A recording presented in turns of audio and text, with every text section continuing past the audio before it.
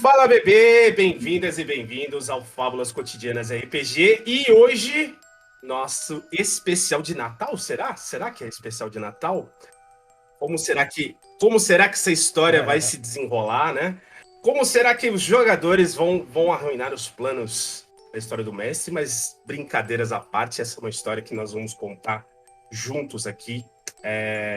E tô muito feliz, muito feliz. Mas antes de começarmos, eu preciso dar alguns pareceres, alguns disclaimers. Sim, essa história ela é ambientada e inspirada no universo de Changeling, o Sonhar, beleza? Mas por que digo que ela é inspirada e ambientada? Mas eu usei alguns conceitos do cenário de Changeling para contar uma história que estava fervilhando aqui na minha cabeça e eu queria muito contar essa história e combinava dentro do cenário de Changeling. Porém, em questão de regras, esse canal aqui nunca se preocupa muito nessas questões de regras, então assim, se você é um jogadora de Changeling, né, mais purista, pera, eles estão fazendo isso errado. Mano, aqui a gente quer jogar RPG, molecagem mesmo, contar uma boa história. Então, se você curte uma boa história, eu tenho praticamente certeza que você vai curtir essa minissérie ou esse especial aqui que a gente tá gravando, tá? Então, não estranhe se às vezes tipo, você vê algo que foge muito da lore de Changeling, que foge muito do conceito da mecânica que está no livro, porque o nosso foco aqui realmente é contar essa história com esses personagens maravilhosos. E para me ajudar, né, nessa tarefa, até porque narrador sozinho não conta nenhuma história aqui em RPG, estão aqui esses meus três convidados maravilhosos, começando por ele, Elfinho de Feira, o Alexandre Prados. Seja bem-vindo, meu querido. Se apresente para a galera. Fala E com aí, qual personagem você vai jogar hoje. beleza? Alexandre aqui, é o fim de feira, de acordo com pontos. Descrevo o personagem ou descrevo, tipo, quem é? Vai ser tal Se coisa, eu quiser, descrevo meu a bebê. aparência, tal. Eu vou jogar com um Changeling que é que tá aí, né, que é um Exu. O nome dele é, cadê? Niobe. E a pegada dele é uma mistura entre a Domino, da Marvel, é aquela personagem da Marvel que o poder dela é ser sortuda, e uma mistura da mitologia, Yorubá. né, Uhum. africana, que é o Yorubá, que é um orixá, que é o Oxumaré, Uhum. acho que eu tô falando certo. Que é um orixá que ele tem uma pegada, ele tem um lance com serpentes e tal, mas ele também é um orixá da sorte, da fortuna. Então Levemente vai ser nessa inspirado. pegada. Ele é uma mistura da Domino Maravilha. com Oxumaré. Maravilha. Essa é a Como que é a inspiração dele. aparência dele? A aparência dele é que ele é um cara esguio, tá? Bem alto, bem assim, bem fora do padrão europeu. Então ele é extremamente alto, braços maiores, né? Mãos grandes, careca, e ele é assim, ele não é musculoso, mas ele é aquele Uhum. cara atlético, sabe? Tem um aspecto mais atlético. E essa é a aparência dele para o humano normal. O humano normal tem a impressão de que ele anda meio que deslizando pelas coisas, como se ele, sei lá, como se ele se esgueirasse pelas coisas. Mas ele é um cara com uma mistura entre um soturno com uma espécie de interesse ou curiosidade estranha. Mas na visão, né, do Changeling, ele é um personagem, ele é um pouco mais forte e a aparência dele vai se misturando com pernas de serpente, às vezes que o braço dele é uma serpente, às vezes a própria cabeça dele é uma serpente, é um visual meio, como é que se fala? Uhum. Metamórfico, sacou? Ele Massa. fica mudando. E ele sempre está acompanhado de um arco-íris. Isso é a característica principal, arco-íris, seja na roupa, seja no ar, sei lá. Ele sempre tem um Maravilha, arco-íris. maravilha.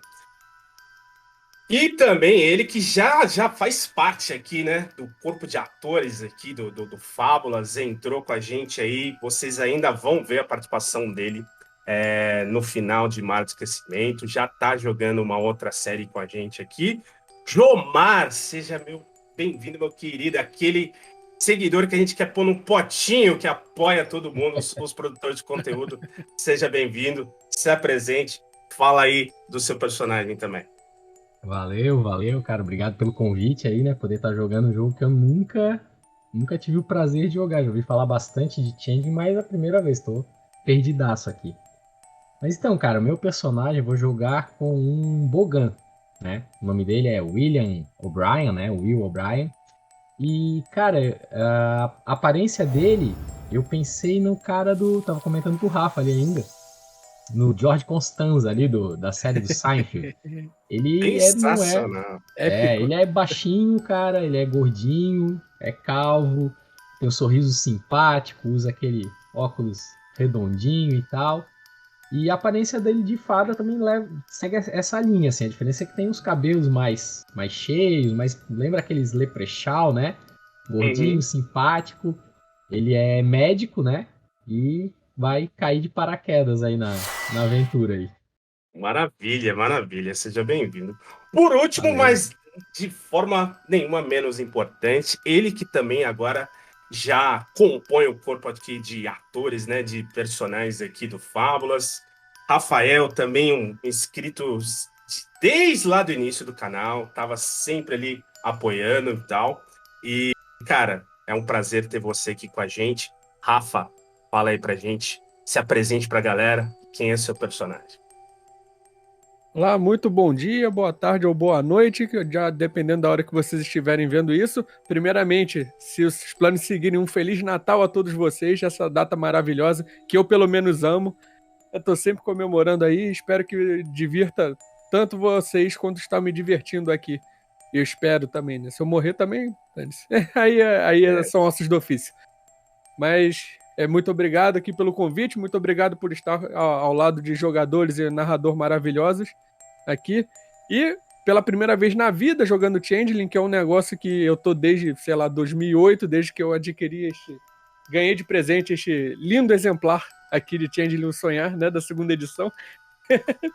Desde sempre tentando jogar, vou estrear hoje o meu Sloar, que ele se chama com seu nome mortal, que é o Brandon O'Connor, que nasceu numa vilazinha lá no interior da Irlanda, onde as pessoas ainda são muito supersticiosas.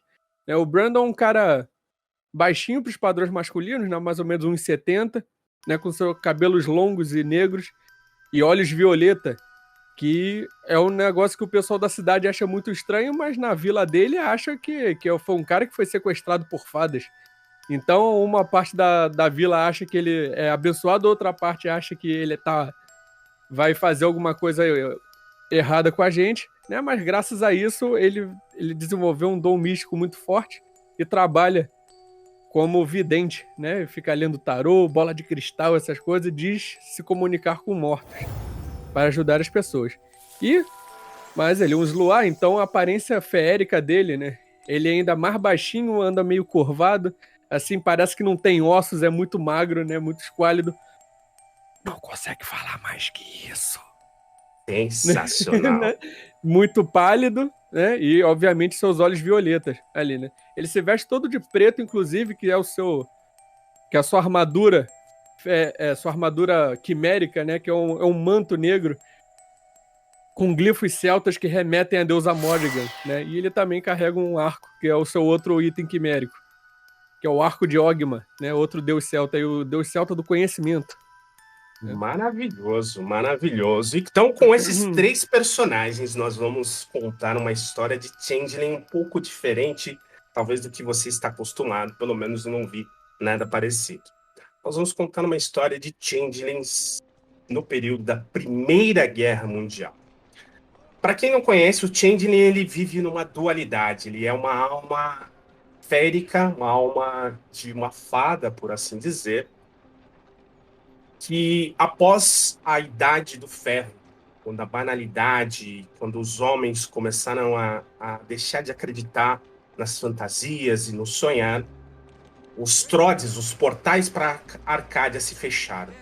Os Ti, que eram os seres féricos muitos próximos do que a gente conhece, por exemplo, como os elfos, que eram uma grande realeza das fadas, foram para a Arcádia, e esse é o Interregnum, esse é o tempo dos plebeus, é o tempo em que os Changelings precisam lidar ali com a sua alma onírica, com a sua realidade onírica.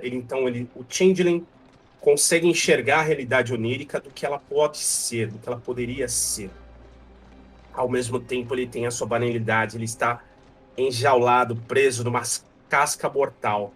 Então, o Changeling consegue, ele se fere, ele pode ficar doente como uma pessoa mortal comum. E o Changeling precisa lidar com essa dualidade através do glamour, que é a essência do sonhar, que ele consegue moldar, mas ele também tem que lidar muito mais ali ao mesmo tempo com a sua banalidade. Se ele se entregar demais ao glamour, ele entra num desvario. Ele começa a esquecer de quem ele é, ele começa a ser visto como um louco na sociedade. Ao mesmo tempo que, se ele andar demais, ele fizer coisas muito quadradinhas, muito banais, a sua alma Changeling morre. E a banalidade é o que mata o Changeling. E uma das épocas em que a banalidade deve ter tomado a vida de muitas pessoas, quantos sonhos foram despedaçados, morreram, quantas aspirações morreram nas trincheiras, nos bombardeios, não só da Primeira Guerra, de todas as guerras, mas um capítulo de fato nefasto na história humana. Então, esses seres féricos de pura criatividade e sonhar terão uma missão muito importante para evitar que a chegada do longo inverno, que é quando é a profecia que os Changeling acreditam, de quando a banalidade irá tomar todo o mundo e não terá mais lugar para o sonhar. Em um período que as pessoas estão pensando muito mais no que comer, se eu vou estar vivo no dia seguinte, será que existe espaço para criatividade, para escrever uma poesia, uma carta, cantar uma canção, imaginar histórias, uma dança, uma pintura, um desenho? E eu trago isso para os dias de hoje. Talvez nessa roda de Sísifo que muitos de nós vivemos, de uma grande rotina, o quanto a banalidade tem matado a sua criatividade. Então, vamos à nossa história de hoje.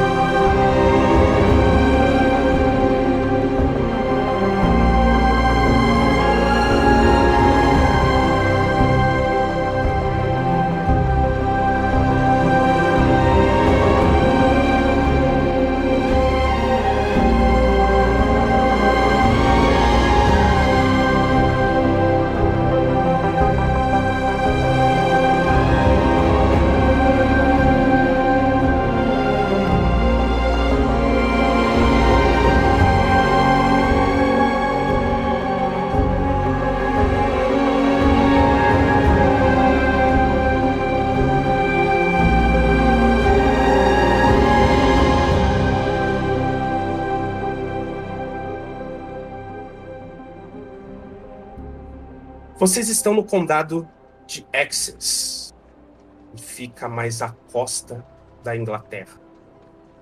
O ano é 1916. É uma noite de 30 de junho.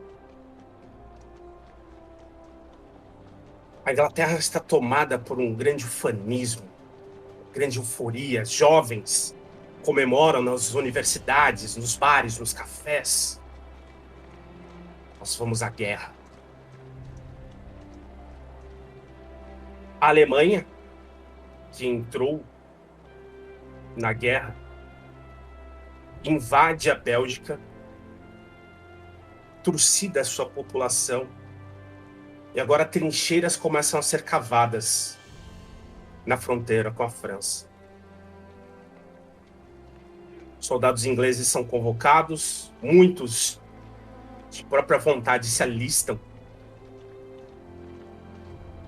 e são embarcados para a França, para uma grande batalha que irá acontecer em breve. No mundo dos changelings, das fadas, vocês percebem uma dualidade. Existe um aumento de glamour ao mesmo tempo que as pessoas, alguns jovens, começam a sonhar com grandeza, em serem heróis de guerra. Aqueles que se alimentam de pesadelos também, medo da morte. Mas pouco a pouco, essa energia bruta do sonhar, ela começa a minguar. Porque, como eu disse, em tempo de guerra, pouco se dá atenção à criatividade. Então, um programa que teria entre um casal jovem de ir ao teatro, à ópera, um jovem que estaria desenhando, escrevendo uma obra literária, agora suas mãos estão pegando em rifles. Jovens que saíam à noite para beber, agora precisam dormir cedo para acordar cedo para uma rotina rígida e militar. Vocês passaram pela crisálida há poucos anos, que é o despertar, vamos dizer, do Changeling. É quando vocês acordaram para a realidade da sua alma de fada. Vocês talvez já tenham se encontrado algumas vezes. E vocês são convocados por um Changeling chamado Conde Zig.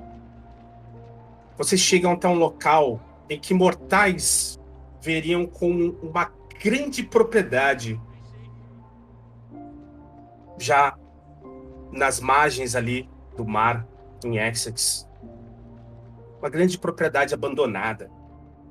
Talvez alguma propriedade abandonada de algum grande lorde da antiguidade, dos tempos medievais. E as pessoas passam por ali, por aquele portão, totalmente sem saber da realidade quimérica que aquela propriedade habita. É uma propriedade livre que emana glamour. Quando vocês chegam, vocês não veem um portão abandonado e todo enferrujado como as outras pessoas veem. Vocês veem portões dourados que se abrem. Uma figura vestindo um terno e uma cabeça de abóbora e um chapéu, o mordomo os conduz até um grande castelo.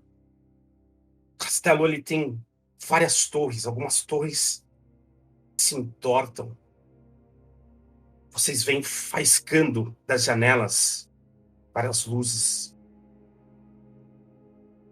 Conde Zig convocou vocês para uma missão muito importante.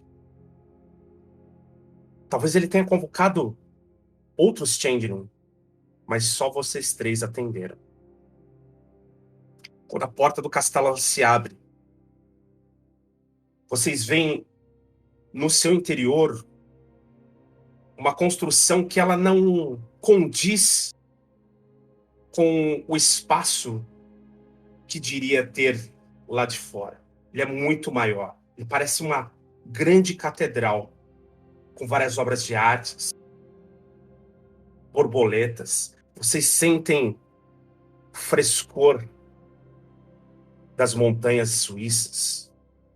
Vocês sentem um grande perfume da risada, primeira risada de um bebê. Ao mesmo tempo que vocês conseguem ouvir o som de uma jura de amor de um casal apaixonado. Vocês são conduzidos a uma sala oval. Existem algumas cadeiras. Quando vocês chegam nessa sala, vocês veem algumas figuras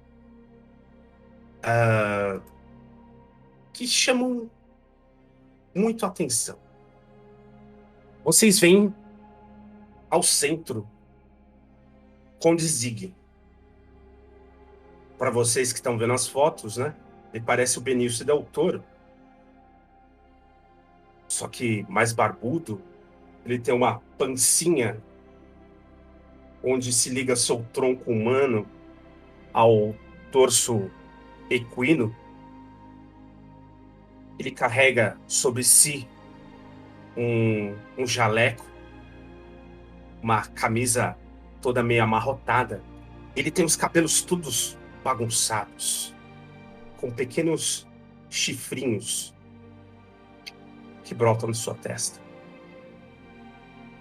Do lado direito dele, vocês veem uma mulher extremamente pálida. Ela se veste como uma grande aristocrata inglesa.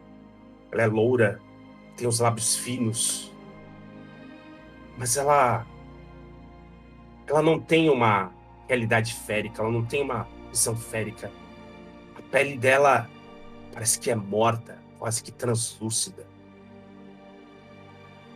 Ao lado dela, vocês veem uma outra figura que vocês não conseguem diferenciar se é rapaz ou uma moça. Essa pessoa, ela veste roupas do que parecem ter sido muito luxuosas um dia, de uma grande nobreza, toda de preto, mas elas são roupas mais esfarrapadas. Ela também é branca, os cabelos ruivos. Ela dá um pequeno sorriso de canto de boca. Na outra extremidade, do lado esquerdo de Conde Zig, existe uma figura que chama ainda mais a atenção de vocês. É um gato de 2,5 metros de altura. Preto. Muito preto. Tão preto que ele irradia de si uma energia meio rocheada. Os seus bigodes são enormes e parecem irradiar deles pequenas faíscas prateadas. Ele tem no seu pescoço, no seu peito, como se fosse um grande amuleto dourado com alguns hieróglifos egípcios. Existe uma outra cadeira que, para você, Will, está vazia. Mas os 2 outros membros do grupo conseguem enxergar palidamente uma figura ali. A figura de uma mulher totalmente inchada, como se ela tivesse se afogado. Ela está inchada, meio roxa. As roupas são velhas e molhadas, esfarrapadas. Ela tem os olhos meio ocos. Ela tem uma beleza mórbida. Vocês veem das roupas dela, da pele dela, que parece que morreu afogada, mas ainda assim está ali situada, escorrendo como se fosse uma água cinzenta. Niab e Will, vocês percebem uma sexta figura nesse salão. Mas ele é borrado. Uma figura borrada. Ele mal se movimenta, mas quando ele se movimenta, parece ser um sonho, uma lembrança que não se tem muita certeza se está ali. Vai ser uma figura cinzenta com um capuz. Brandon, você vê claramente ali a figura que parece ser o que as pessoas geralmente identificam como a morte. Mas ao invés de carregar uma foice, ele carrega um grande livro acorrentado aos seus pulsos. Ele olha, ele percebe que você o nota. Você consegue ver o queixo dele, é uma barba que um dia já foi uma barba oleada, uma barba toda arrumada. Mas você não consegue ver os seus olhos. Mas você consegue sentir o olhar dele na sua direção. O centauro, Conde Zig, ele se dá alguns passos para frente. Ele diz: Cavaleiros! Cavaleiros! Fico muito feliz que tenham atendido o meu convite. Sim, vou apresentá-los. Vocês querem beber alguma coisa? Eu tô olhando fixamente pra essa figura que eu percebi ali. Tipo assim, eu não tô nem prestando atenção no Conde, eu tô assim olhando pra ele. Eu levanto a mão. Água para uma garganta cheia de poeira da viagem. Lorde Pipoquinho! Lorde Pipoquinho! Água para uma garganta seca. Aí você vê, cara, uma figura de um senhorzinho. Ele parece a figura do Dom Quixote. Ele tem uma armadura velha, medieval, meia ao estilo ibérica. E ele vem assim, carregando uma bandeja. E aí, de repente, a ombreira da armadura dele cai no chão. Ele... só um minuto. Ele encaixa. E ele traz uma jarra com uma taça para você. E ele serve uma água cristalina. Entrega para você. Quando você bebe, você sente no gosto ela refrescando, como fosse a brisa de uma maresia e o nascer do sol de verão. Você ganha um ponto de glamour. Isso, mano. Oh, garoto, dá a jarra aí. Tô brincando. Will, o que você faz? Cara, o Will ele vai ficar observando ali. Ele tá sempre com. Na maior parte do tempo, assim, ele tá com um sorriso no rosto, assim, ó. Ele tenta ser o mais simpático possível. Ele agradece, diz que tá tudo bem. Perfeito. O Conde Zig, ele disse: não temos muito tempo. Não temos... Afinal, que dia é hoje? Aí o Sir Pipoquinho, ele fala: 30 de junho, Conde Zig. 30 de junho, eu falei. Sim, 30 de junho, Como eu pude esquecer? Cavalheiros, o longo inverno se aproxima. A banalidade tem tomado conta do mundo.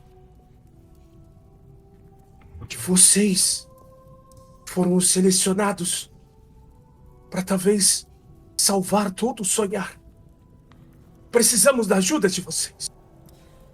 Você tem alguma informação que nós não temos, anfitrião? Sim.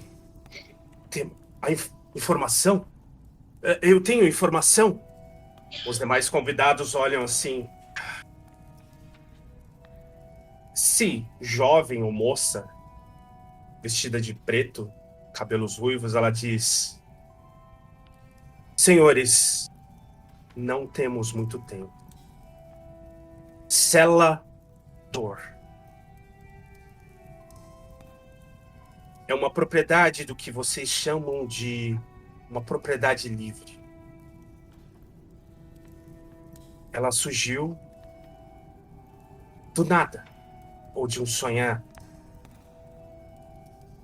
É uma propriedade que dizem, conforme ela vai falando, vocês vão vendo se projetar na frente de vocês como se fosse um ambiente.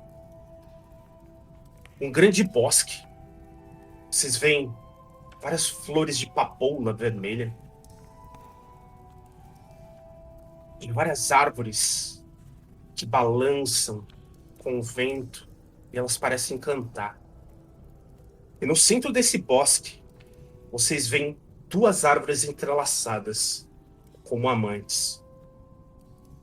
Uma árvore preta, como obsidiana, e outra branca, como alabastro. Acredita-se que Selador tem a fonte do mais puro sonhar. E através deste tesouro, os senhores poderão salvar a sua realidade e a minha.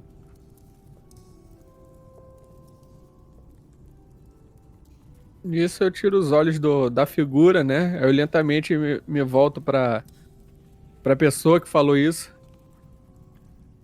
E fala, agora vai começar. Você diz que não, a nossa realidade, você não é uma de nós.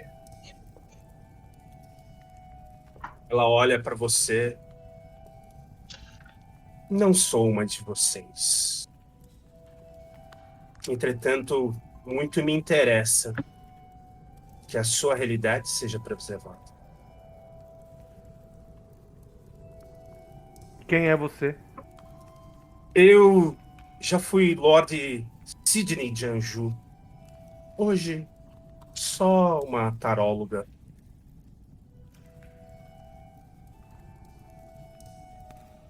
Ok. Nota mental. Ô, Pontes, eu Obrigado. não. Ainda tô perdido aqui nos poderes, tanto me ajuda, né, cara? Eu Uhum. consigo usar o poder de augúrio aqui, né, nela? Pra tentar ver do que ela tá falando, ter um presságio dela? Você pode. Aí a questão é, quando você usa as suas artes, é um pouco como um mago também, que é o como você faz isso. A gente não vai usar o conceito da peta, tá? Que é meio fazer um ritualzinho ali, uma brincadeira, alguma coisa. Mas eu só quero que você descreva como você faz isso. Você pode tirar uma folha de papel e escrever. Você pode levantar uma lente, um monóculo e olhar na direção da pessoa. Aí vai da sua criatividade. Como você vai fazer isso? Cara, ele tá observando a conversa deles e se prontifica a ajudar. O Will é muito solidário com o pessoal, assim. E daí, nesse momento, ele tenta imaginar o que ela tá falando, assim, qual é esse problema tão grave que ela busca ajuda, assim. Daí ele pega na mochila dele, tem uma bolsinha ali do lado, e ele retira uma flor. Ele pega uma flor e ele fica girando na frente dela como pra ele enxergar por entre as pétalas, assim, ó. Como se fosse algo fracionado, assim, ó. Como Pra fosse um tentar... catavento. Isso. Vai ficar girando e ele conseguir ver, tentar ter algum vislumbre do que ela pode estar imaginando que pode acontecer. Assim. Will, você coloca a pétala, você vai girando como se fosse um catavento e você vai vendo ela e uma outra realidade. Quando você vê essa outra realidade, você vê essa figura e ela irradia uma aura dourada, extremamente incandescente, mas ela tem algumas faíscas de uma energia roxeada, mais escura, às vezes mais preta como piche. Você sabe que aquela figura, ela teve contato com algo extremamente vil e demoníaco e sobreviveu. E ela é uma grande sonhadora. E ela extrai o seu poder através dos sonhos. Com o pouco que você tem de conhecimento já de outros seres sobrenaturais, você sabe que ela usa magia. Ela é uma oradora dos sonhos, como você já ouviu falar.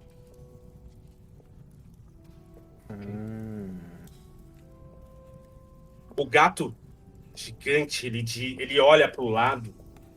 O Bogan não consegue ver que ele está olhando para essa outra mulher. Ele diz: nós não temos tempo. A hora é chegada. Eles precisam aceitar logo o juramento. Sim, sim. Não temos muito tempo para explicações, entenda. Acho que até esqueci que eu deveria explicar direito, mas isso faz parte. Vocês estão aqui porque vocês precisam pegar a pedra onírica de Selador para que possamos reativar os Troides, impedir que toda a realidade quimérica se dissipe com a guerra. Por favor.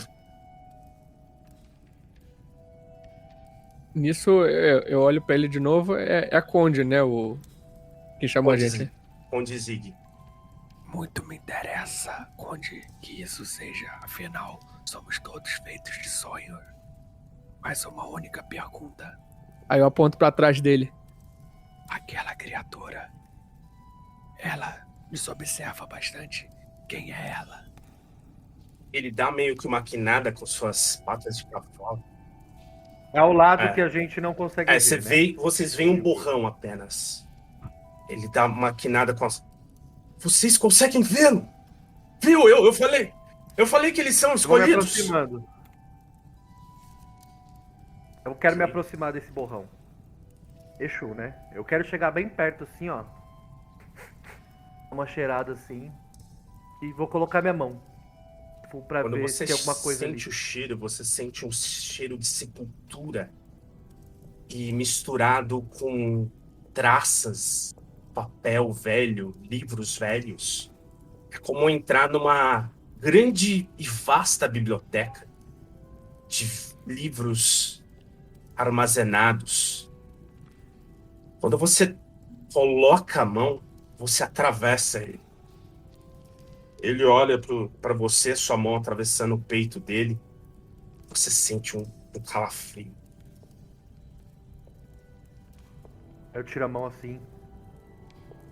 Você é impressionante. De onde você vem? Tentando ver, assim, tentando...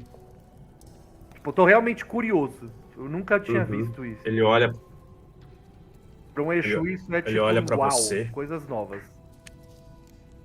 Eu já fui chamado de vários nomes. E talvez já tenhamos nos encontrado em outras épocas. Perpétuo. Ao seu dispor. Eu, ao seu dispor, pego um papel, faço umas anotações. Guardo dentro do minha roupa assim. Perpétuo. Eu vou me lembrar de você, Perpétuo. Senhores, E fico perto dele Senhores. olhando assim, tipo, curioso.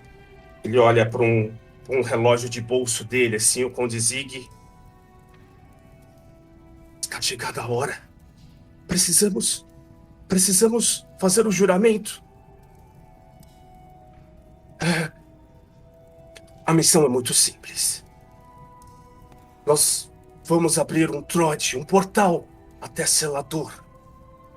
E lá, tudo que vocês precisam fazer é pegar a pedra onírica, o coração de Selador, e trazer o mais rápido possível para cá. No coração de Selador está a chave para que as histórias continuem a ser contadas. É simples. Só vocês podem fazer isso. Quero fazer uma coisa. Antes dele continuar, eu vou tirar uma bolsa de búzios que eu ando dentro das minhas coisas. E eu vou usar uma habilidade que eu tenho, que é a habilidade oracular. Então não tem nada a ver com vaticínio. Mas é uma forma diferente de fazer. Eu quero me concentrar nesse lugar e ver se eu tenho alguma impressão, alguma coisa de lá. Eu vou numa área mais central, limpo o chão, bem limpinho assim com a mão. Aí eu abro um tecido especial e aí eu jogo os búzios pra ter essa... Eu saio de perto do espírito ainda, o que me parece um espírito, olhando pra ele com uma curiosidade aguçada. E movo até um centro, meio que exigindo visualmente um espaço. Se alguém tiver dentro desse espaço, eu realmente quero que saia. E aí eu vou e jogo um pano.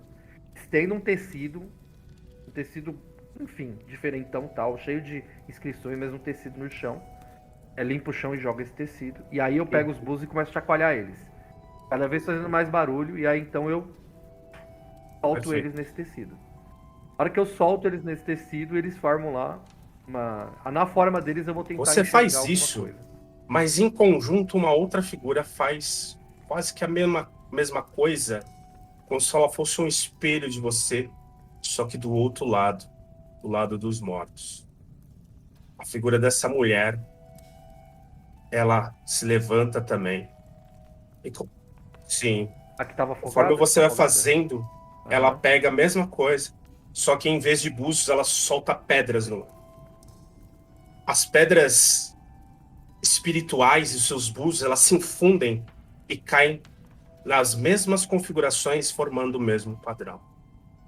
Quando você olha para os búzios, você sabe que se vocês fracassarem nisso, todo sonhar pode estar corrompido. E talvez as pessoas, a habilidade de sonhar e criativa das pessoas seja corrompida de vez. Existe uma esperança no que vocês estão fazendo. Eu olho para os meus 2 companheiros inesperados de viagem. E aí, bom, eu peguei essa informação, certo? Eu olho para vocês, olho para todo mundo que tá na sala e falo: nós temos uma missão um tanto quanto pesada nas nossas costas. Se nós não formos bem-sucedidos, todo o sonhar pode estar em risco. Vocês têm mais alguma informação importante para nos dar? Porque parece que nós não temos espaço para falhas. O Bassett vai ajudá-los no meio dessa missão. O gato gigantesco, ele dá alguns passos, quase como se ele flutuasse no chão. Quem consegue ver essa mulher afogada, ele se recosta nela, tipo, querendo um afago, e ela consegue fazer um afago nele, assim. Bem, senhores, está na hora de abrir o trote. Sim, está na hora. Senhores, juram pelas suas almas, pela honra e também pelo que há mais de nefasto em suas personalidades, que seguirão com esta missão, custe o que custar, mesmo que isto custe o sonhar e o pesadelo e as suas próprias vidas. Claro que sim, meu amigo. Pode contar conosco. Eu juro por minha vida e pela deusa Morrigan que nós vamos concluir esta missão. Niabe? Ele foi o primeiro a falar. Eu falei, sim, eu Beleza. juro. Vocês recebem uma infusão de glamour no momento que vocês fazem esse juramento.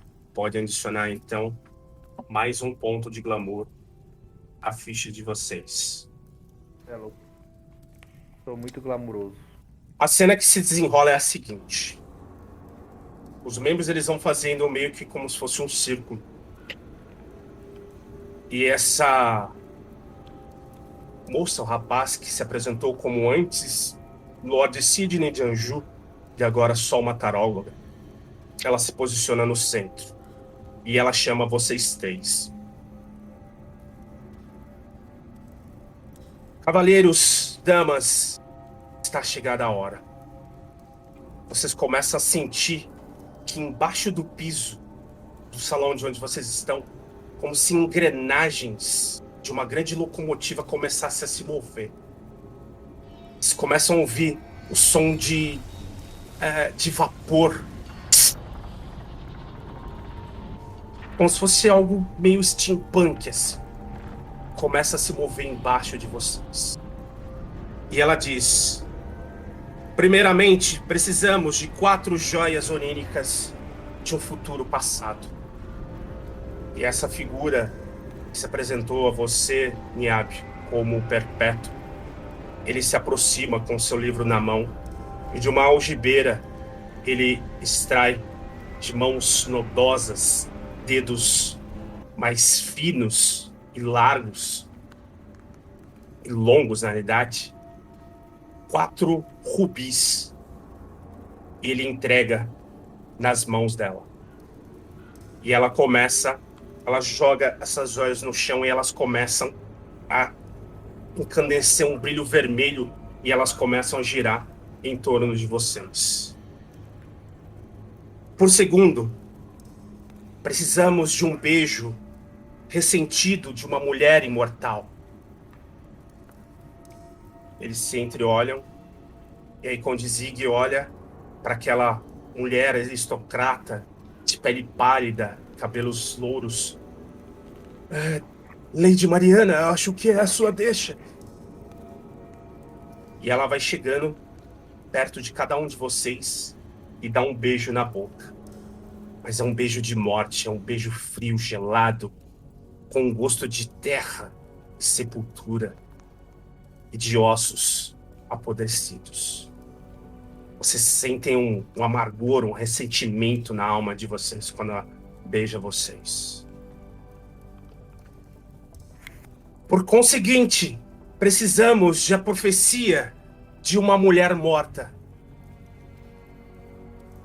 A figura desta mulher chamada Hepátia, ela se aproxima e ela coloca as mãos na direção de vocês. E nesse momento, quem não a via consegue vê-la, mesmo que num borrão, mesmo como se fosse um pequeno reflexo.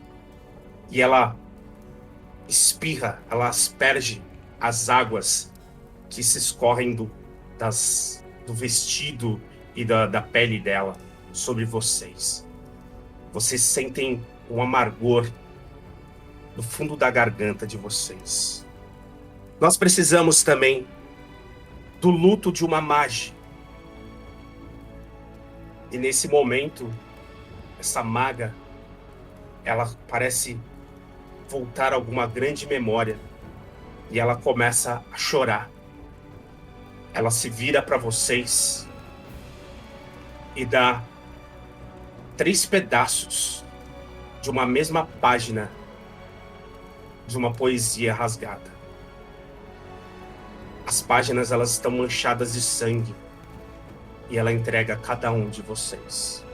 Nós precisamos também da memória de um centauro. E o Conde Zig, ele se aproxima, ele abaixa a cabeça.